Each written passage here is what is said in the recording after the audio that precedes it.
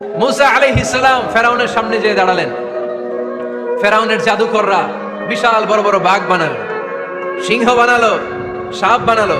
মুসা আলাইহিস সালাম দেখে ভড়কে গেলেন, ভয় পেয়ে গেলেন। আল্লাহ বললেন, মুসা ভয় নাই, তোমার লাঠিটা খালি ফেলো। কি ফেলো? মুসা আলাইহিস সালামকে একটা লাঠি দিছে কে?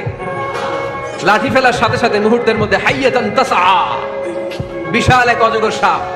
এই বিশাল অজগর সাপ ফেরাউনের জাদুকরদের বানানো সব ভাগ, ভাল্লুক, সিংহ আর সাপগুলো রেখে বিশাল ফানা ধরে আছে। আর সাপ বলতে শুরু করেছে, আর কি আছে নিয়ে আয়। সুবহানাল্লাহ কইতে পারলেন না? এই দৃশ্য দেখার সাথে সাথে ফেরাউনের রাজপ্রাসাদের সামনে যতগুলো জাদুকর ছিল, কোরআন বলে ফাউলকিয়াস সাহারাতু সাজিদিন। এই দৃশ্য দেখা মাত্রই ফেরাউনের নিয়ে আসা বড় বড় জাদুকরগুলো মুসা আলাইহিস সালামের সামনে দাঁড়িয়ে আল্লাহর জন্য সিজদায় লুটিয়ে পড়েছে। ফাউলকিয়াস সাহারাতু সাজিদিন, সিজদায় লুটিয়ে পড়ে ঘোষণা দিল, আমি ফেরাউনরে মানি না, আমি কোন নাস্তিককে মানি না, আমি মুসার রব, হারুনের রব, বনি ইসরাইলের রব, আল্লাহর জন্য সিজদায় লুটিয়ে পড়লাম। চিল্লায় পড়েন আল্লাহু আকবার। মুহূর্তেই এক সিজদার কারণে তাদের নসিবে হেদায়েত দিয়ে দিয়েছে কে? পৃথিবীর কেউ কাউরে হেদায়েত দিতে পারে? অনেক বাবা ছিল নবী, ছেলের কপালে হেদায়েত নাই, আছে না নাই? অনেক ছেলে ছিল নবী, বাবার কপালে হেদায়েত নাই, আছে না নাই? হেদায়েত দেওয়ার মালিক একজন, চিল্লায় বলেন তিনি কে?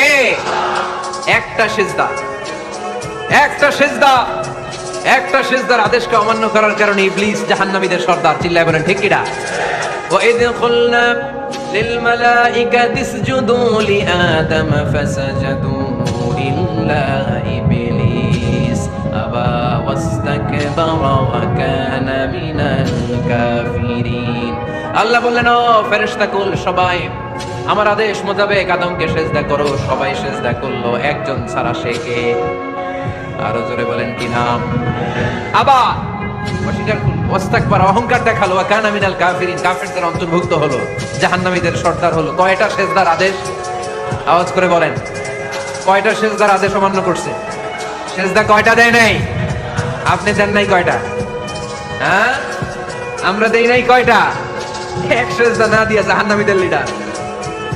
আমরা সিজদা মিস করছি কয়টা? কয়টা?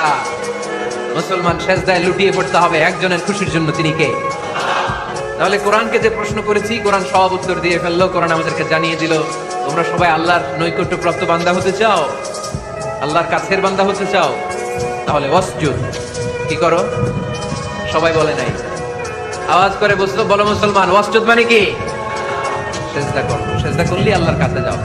মনের যত জ্বালা যন্ত্রণা দুঃখ ব্যথা আপনি সিজদায় পড়ে আল্লাহরে বলেন। কোনো ভায়া লাগবে না, কোনো মিডিয়া লাগে না, কোনো সিরিয়াল লাগে না, কোনো অ্যাপয়েন্টমেন্ট লাগে না। ডাকতে দেরি, ডাকে সাড়া দিতে দেরি হয় না।